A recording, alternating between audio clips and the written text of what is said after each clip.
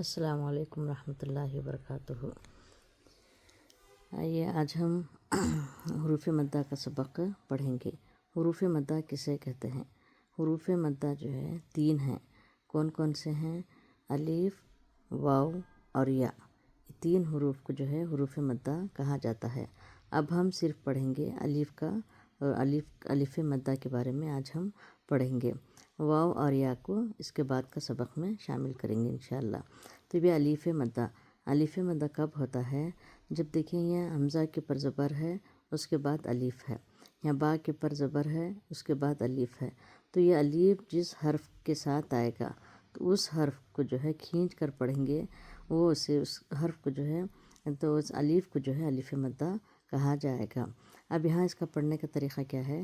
اس طریقے سے نہیں پڑھیں گے آ با تا،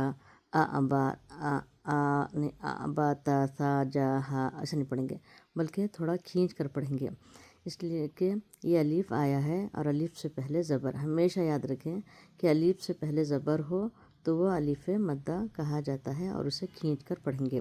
تو اسے پڑھنے کا طریقہ کیا ہے؟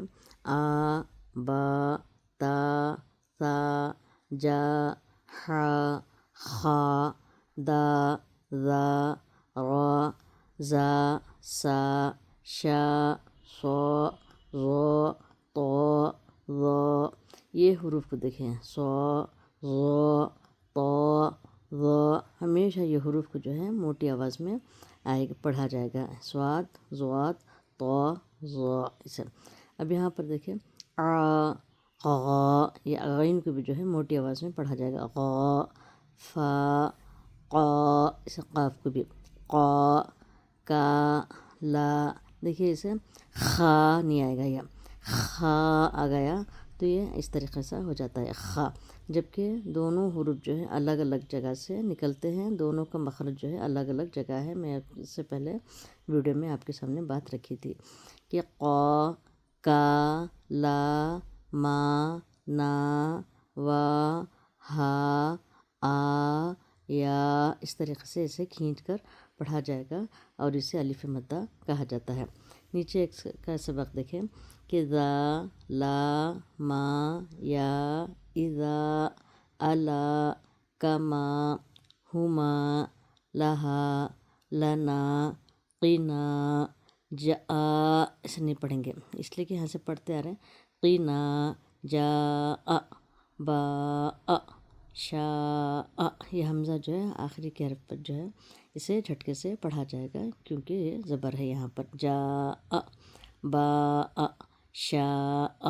اب یہاں دیکھیں خوف، یہ خوف قام، یہ دیکھیں قام اندر سے سافٹ آواز میں آئے گا، قام قال زاد کاد سار عفا، اسے یہاں کھینچ کر تاب مات فات حال زاغ ذاق مالی کان لکما لہما ما لہا عذاب، دیکھیں عذاب، اس طرح زبر زیر پیش کو ہمیشہ جھٹکے سے پڑھا جائے گا۔